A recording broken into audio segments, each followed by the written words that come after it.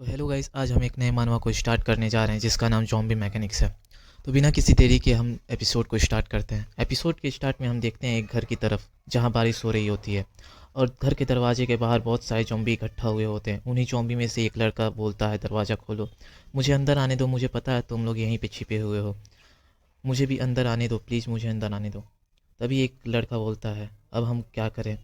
लड़की बोलती है कि उसे अंदर आने दो, झांग हमारा दो क्लासमेट है, हम उसे कैसे छोड़ सकते हैं, उसे अंदर आने दो। दूसरा लड़का बोलता है, क्या तुम मजाक कर रही हो, बाहर जॉम्बी भरे पड़े होंगे, किसी ने बाहर किसी जॉम्बी ने ज़रूर उसे काट लिया होगा। लड़की बोलती है कि मैं क्लास प्रेसिडेंट हूँ और मैं किसी भी अपने क्लासमेट को पीछे नहीं छोड़ सकती, मैं रिस्पॉन्सिबिलिटी लेती हूँ अगर उसे कुछ हुआ हो। बात यह है कि वो अभी भी चिल्ला और बोल सकता है, जिसका मतलब ये है कि वो अभी भी जॉम्बी नहीं बना। क्या तुम्हारे अंदर थोड़ा भी दया नहीं है, तुम अपने क्लासमेट को पीछे छोड़ रहे हो। लड़का बोलता है, ये भाई मैं दरवाज़ा 3 के काउंट पे खोलूँगा और तुम उसे अंदर आने देना और दरवाज़ा तुरंत बंद कर देना। ये भाई बोलता है, अच्छा ठीक है। और मैं आपकी जानकारी के लिए बता दूं कि ये भाई हमारे मानवा का मेन प्रोटैगनिस्ट है। तब वो लड़का काउंट करता है 1 2 3, 3 के काउंट पर, और वो जैसे ही दरवाज़ा खोलता है जॉम्बी ये भाई के ऊपर कूद जाता है और सभी बोलते हैं कि झांग तो इन्फेक्टेड है और सभी भागने लगते हैं। ये भाई अपने हाथ से खुद को प्रोटेक्ट करते हुए कर ही रहा होता है, तभी जॉम्बी उसके हाथ को काट लेता है और ये भाई ज़ोर से चिल्लाता है। तभी उसके दिमाग में कुछ होने लगता है, उसे दिखता है कि उसका हाथ कट चुका है, जॉम्बी अंदर घुस चुके हैं, सभी इधर उधर भाग रहे हैं। किसी जगह का सीन दिखता है और सभी ये सारी बातें ये भाई के दिमाग में चल रही होती हैं। तभी एक अनजान सा व्यक्ति उसे दिखता है और वो बोलता है कि तुम्हें पता है ना तुम्हें क्या करना है। फ्यूचर का ये भाई दिखाया जाता है जो कि एक मशीन में लेटा हुआ है और बोलता है कि हाँ मुझे मालूम है, मुझे बस 2 काम करने हैं, पहला सरवाइव करना, दूसरा बदला लेना।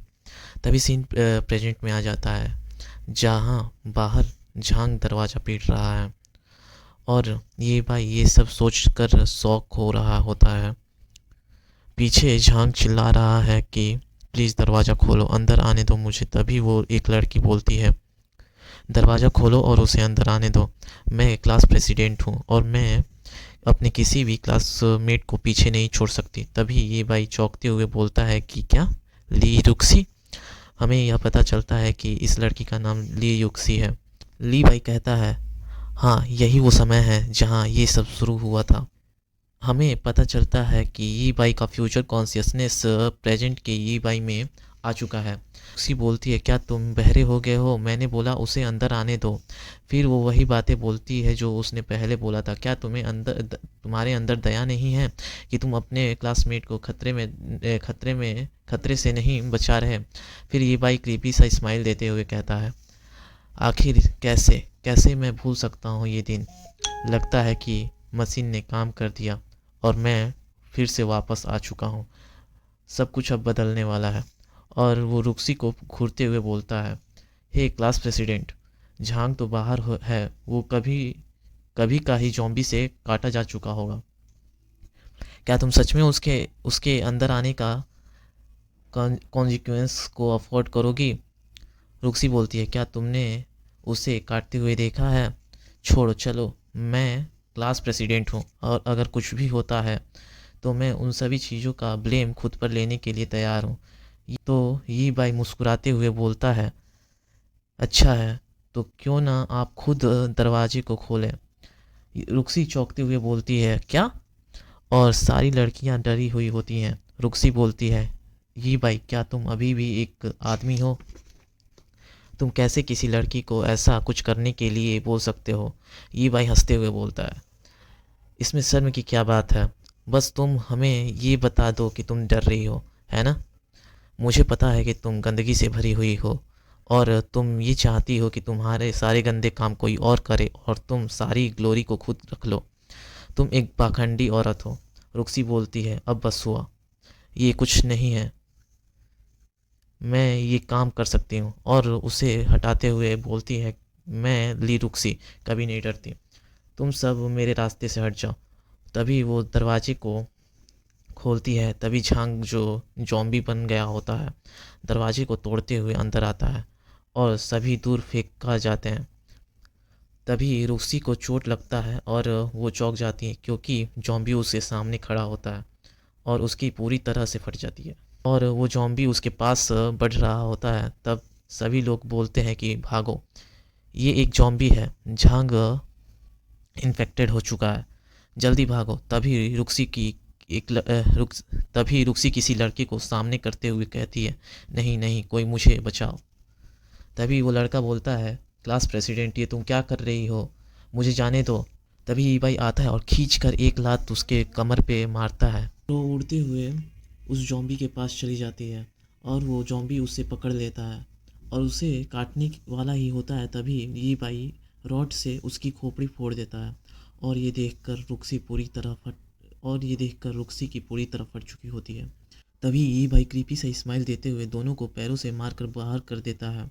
रुक्सी बोलती है, ये भाई मेरी मदद करो। ये उसे घूरते हुए अपने मन में सोच रहा होता है कि द वाइट मैडोना, ली रुक्सी, तुमने मुझे मेरी आधी लाइफ बहुत ही तड़पाया है और अब मेरी बारी है।